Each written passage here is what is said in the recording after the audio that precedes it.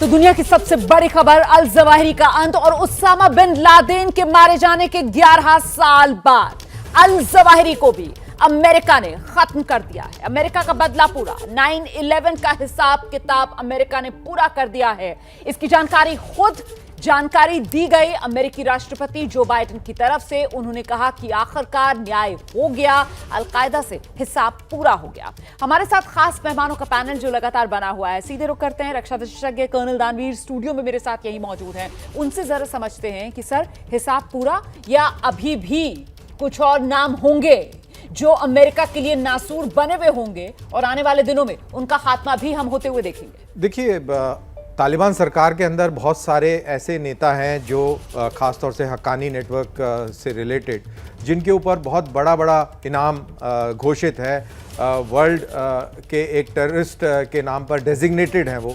तो सवाल ये है कि क्या उनके ऊपर भी टारगेट स्ट्राइक होगा? जैसे आपके जो प्रीवियस गेस्ट थे हमजा, उन्होंने बोला कि अगर ऐसा होता है तो मामला बहुत बिगड़ सकता है। लेकिन मेरा ये मानना है कि अगर उन सब को टारगेट करना था तो वो अभी तक कर चुके होते। लेकिन मेरे को नहीं लगता कि अमेरिका उन सब लोगों को टारगेट करेगा, क्योंकि ऐसा करने से अफगानिस्तान का पूरा स्पेस जो है अस्थिर हो जाएगा। और ये अमेरिका बिल्कुल नहीं चाहेगा कि ये रीजन जो है अस्थिर हो। वो कहीं ना कहीं तालिबान के थ्रू स्टेबिलिटी देख रहा है, इसीलिए तो वो तालिबान को खुली जगह छोड़कर और वहाँ से निकल गया था। तो वो नहीं चाहेगा कि ऐसी सिचुएशन पैदा हो। तो मेरे को नहीं लगता कि अमेरिका इसके अलावा और किसी टेररिस्ट को टारगेट करेगा। अल जवाहिरी का एक अलग इमोशनल एंगल भी है अमेरिका के अंदर। 3000 लोग मारे गए थे और एक तरीके से एक बदला, जो जैसा कि सब कह रहे हैं कि एक बदला हुआ, बदला ले लिया, तो वो एक साइकोलॉजिकल और एक सांकेतिक इम्पैक्ट है उसका। मेरे को लगता नहीं कि वो अफगानिस्तान की स्पेस को अस्थिर करेगा। बाकी जो टेररिस्ट डेजिग्नेटेड हैं और जो मंत्री हैं उनको खत्म करके।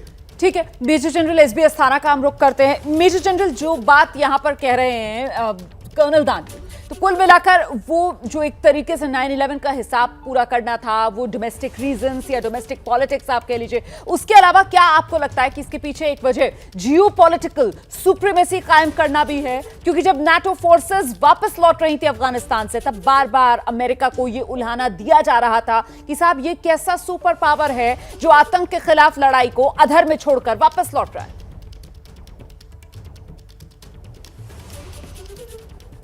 और बिल्कुल ठीक कह रही हैं आप, बिकॉज जब ये अफगानिस्तान से बाहर गए थे तो जो बाइडेन की काफ़ी बदनामी हुई थी।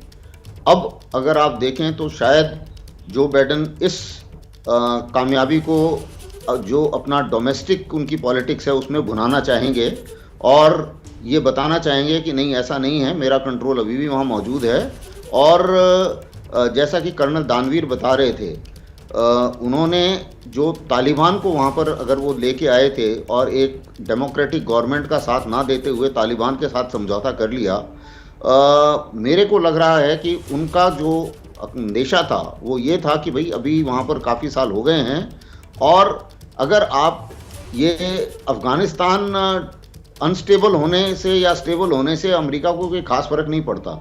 और लेकिन वो ये चाहते हैं कि अफ़गानिस्तान ऐसा रहे जहाँ पे कोई और ना आ पाए ठीक से। और जो उनका इशारा अक्सर यही रहता है कि ये जो स्ट्रेटेजिक स्पेस है, एक जो सामरिक जगह है जो इम्पोर्टेंट है सामरिक तौर पर, वो जगह कोई और ना ले पाए, यानी कि रूस या चीन उस जगह को ना ले पाए। और इन दो का एक ही कारण है, या तो आप वहाँ पे खुद बैठिए या वहाँ पर इतनी भयानक मुसीबत खड़ी कर दीजिए और इतने ग्रुप खड़े कर दीजिए कि वहाँ पर जो भी आएगा उसको सिक्योरिटी की प्रॉब्लम होगी और वो ज़्यादा कामयाब नहीं हो पाएगा। अगर रूस कामयाब नहीं हो पाया, अमेरिका कामयाब नहीं हो पाया, तो चीन भी कामयाब नहीं होगा, ऐसा सबका मानना है। और उसको करने के लिए अफगानिस्तान कुछ हद तक स्टेबल भी रहना चाहिए, कुछ हद तक डिवाइडेड भी रहना चाहिए और कुछ हद तक वहाँ पर अलग अलग एरियाज, अलग अलग ग्रुप के कंट्रोल में होने चाहिए। और यही एक सिचुएशन है जो कि उन्होंने बहुत पहले सोची थी और ये सिचुएशन अभी ग्राउंड पर नज़र आ रही है। आईएस का जो है एक अपना वहाँ पर वर्चस्व है, उसी मुताबिक अलकायदा भी वहाँ पर मौजूद है और तालिबान भी मौजूद है। हक्कानी नेटवर्क अभी तालिबान की गवर्नमेंट में शामिल हो गया है। हक्कानी नेटवर्क से भी अमेरिका के जो हैं वो ताल्लुकात अच्छे नहीं हैं। हक्कानी नेटवर्क ने भी अमेरिका को काफ़ी नुकसान पहुंचाया है। लेकिन जैसे ही कोई लीडर उस सिचुएशन पर पहुंचेगा, उस लेवल पर पहुंचेगा जहां पर ओसामा बिन लादेन था या बगदादी था, तब उसे भी बर्बाद किया जाएगा, चाहे वो हक्कानी नेटवर्क का हो चाहे किसी और का हो।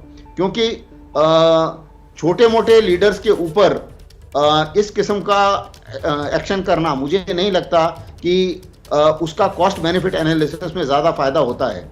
अभी जवाहिरी को मारा है, अभी उसके ऊपर अगर क्रिटिसिज्म भी होता है कि जी हमारी सोवरेनिटी से आपने हमारी एयर स्पेस से क्यों भेज दिया ड्रोन, या हमारी सोवरेनिटी में नुकसान हुआ तालिबान को, कुछ देर बात करेंगे या उसके बाद चुप हो जाएंगे सब।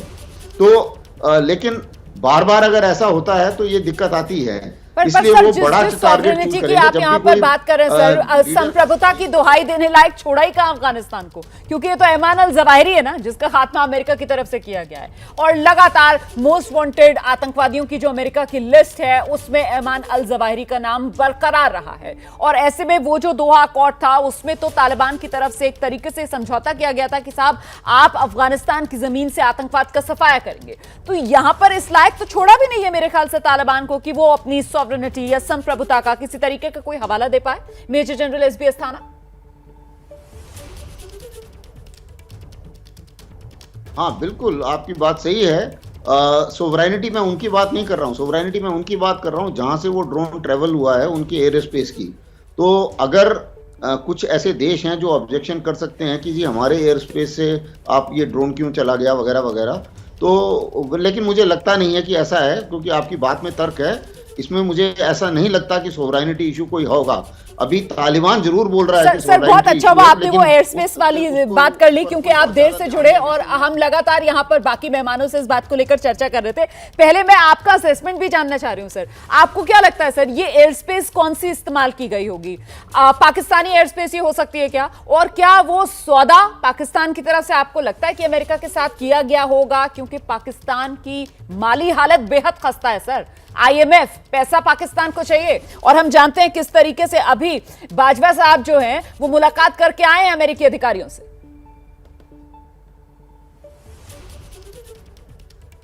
नहीं, अमेरिका के कई बेस हैं, इसलिए ये जरूरी नहीं है कि पाकिस्तान में ही वो हो। अमेरिका का बेस एक इराक में भी है और बाकी जगह भी कुछ बेसेस हैं, इसलिए ये जरूरी नहीं है कि उनको सिर्फ पाकिस्तान की ज़रूरत पड़े।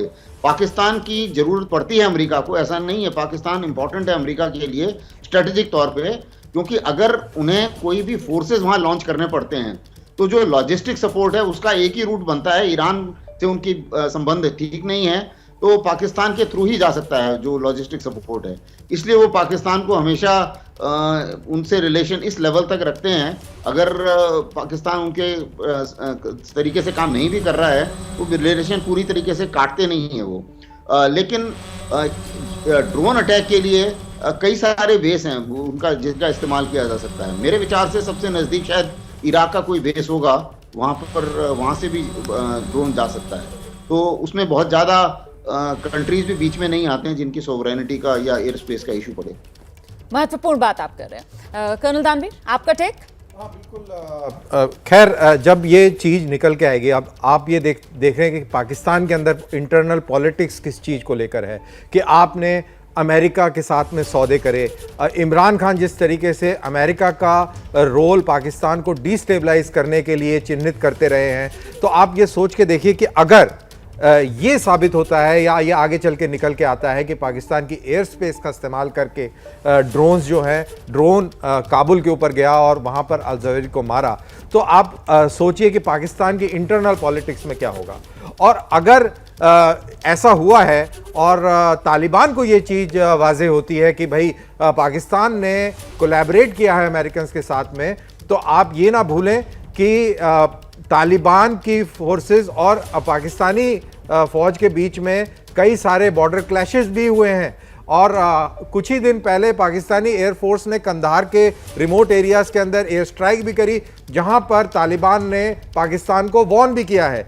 और साथ ही साथ तहरीके तालिबान पाकिस्तान के साथ बड़े लेवल पर मुज़ाकरात चल रही है, जिसके अंदर ISI बहुत अहम रोल अदा कर रहा है। किसी ना किसी तरीके से वो चाह रहे हैं कि उनके वेस्टर्न बॉर्डर पर शांति हो। तो उसके ऊपर भी एक बहुत डायरेक्ट इम्पैक्ट पड़ेगा। बेसिकली अफगानिस्तान और पाकिस्तान के बीच में कॉन्फ्रंटेशन बढ़ सकता है। तो ये जब चीज निकल के आएगी, क्योंकि ऐसा नहीं है कि ये वहीं पे थे और काबुल से ही उड़े और काबुल पे स्ट्राइक कर दिया, ये कहीं ना कहीं से जरूर आए हैं और संभावना ये है कि पाकिस्तान के ऊपर से ये उड़ के आए हैं। सबसे बड़ी संभावना इसी चीज की है। लेकिन at the same time central Asian republics that is Tajikistan और तुर्कमेनिस्तान, यहां से भी आए हो सकते हैं। लेकिन ये ग्रे वर्ल्ड है, ग्रे दुनिया है, सीक्रेट ऑपरेशंस की दुनिया है। इसके अंदर ईरान के ऊपर से भी आ गए हो तो कोई बड़ी बात नहीं है। तो क्या है रियलिटी, ये तो समय बताएगा। ये बड़ी बात है, वाकई में वक्त के साथ ही पता चल पाएगा कि आखिरकार मुकम्मल तौर पर किस तरीके से इस पूरे हमले को अंजाम दिया गया। लेकिन इस सब के बीच आपको जल्दी से लेकर चलते हैं। मेरे सहयोगी आशीष कुमार सिंह इस वक्त हमारे साथ मौजूद है और अब जैसे जैसे वक्त बीत रहा है कुछ जानकारियां वो सामने आने लगी हैं। आशीष, जिस तरीके से ये पता चल पा रहा है कि साहब काबुल में रह नहीं रहा था ऐमान अल जवाहिरी, काबुल अभी आया था, वो इस घर में अभी आया था, वो परिवार के साथ आया था या परिवार से मिलने के लिए आया था, और वक्त भी शायद सामने आ गया है 6:18 जब ये हमला हुआ है। और क्या डिटेल्स सामने आ रही हैं आशीष? देखिए, सुबह सवेरे 31 जुलाई को 6:18 पे इस ऑपरेशन को कैरी आउट किया गया था। देखें, ऐमान अल जवाहिरी और पूरा अलकायदा नेटवर्क, रोमाना, इस बात का आप ध्यान रखें कि इनका गढ़ था अफगानिस्तान। ये अफगानिस्तान से कभी बाहर नहीं निकले थे। कभी कभी ऐसा ज़रूर हुआ कि पाकिस्तान का ट्राइबल एरिया जो है नॉर्थ वेस्ट फ्रंटियर प्रोविंस, वहाँ तक ये खिसक के जाते थे, क्योंकि 20 साल तक नेटो फोर्सेस, अमेरिकी फोर्सेस अफगानिस्तान में तैनात थी। जिसका मतलब ये नहीं है कि इस पूरे काल के दौरान ऐमान अल जवाहिरी वहाँ पर मौजूद नहीं था। ऐमान अल जवाहिरी हमारे सोर्सेस के मुताबिक आता जाता रहा, लेकिन इस बात को इंश्योर करना था कि टारगेट स्पेसिफाई कर लिया गया है, ऐमान अल जवाहिरी के खिलाफ ये ऑपरेशन करना है और ये वही व्यक्ति है। और इस बात को भी अमेरिका को इंश्योर करना था कि जब वो वहाँ से पुल आउट कर चुके हैं, आप स्टेटमेंट देखें, बराक ओबामा ने अपने ट्वीट में जो अपना स्टेटमेंट डाला उसमें ये कहा है कि ये कोई जंग का ऐलान नहीं है, we are not at war with Afghanistan. तो ये भी बहुत ज़रूरी था कि ये संदेश ना जाए कि वहाँ की सरकार को या वहाँ की आवाम को किसी तरह से चोट पहुँचाने की कोशिश अमेरिका की तरफ से की गई है।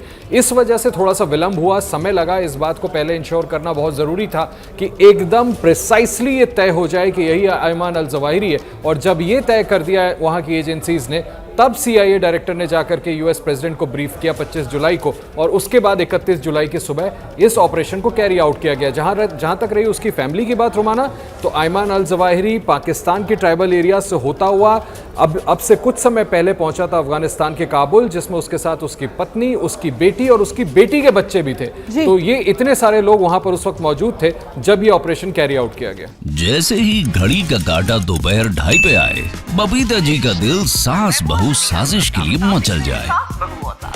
और ये है इनकी बहू, पूरे दिन ऑफिस की टेंशन हो जाए गॉन जब ये करें अपना फेवरेट शो फ्री टाइम पे ऑन। इनकी तरह आप भी देखें अपना फेवरेट शो अपने टाइम पर और डाउनलोड कीजिए ABP लाइव ऐप अपने स्मार्ट टीवी पर।